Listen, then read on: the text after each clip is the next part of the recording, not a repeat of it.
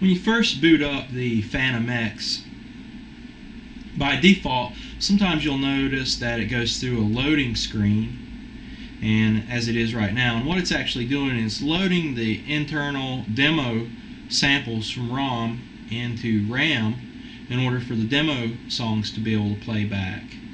And of course, if we press the sampling button now, you'll see that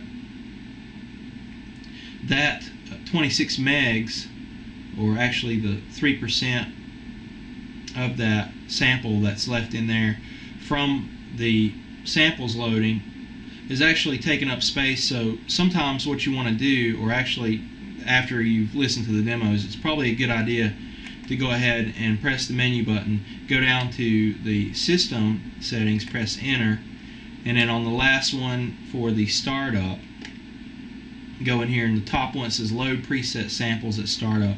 You'll want to go ahead and set that to off. So I'm going to go ahead and exit out of those and then do another reload.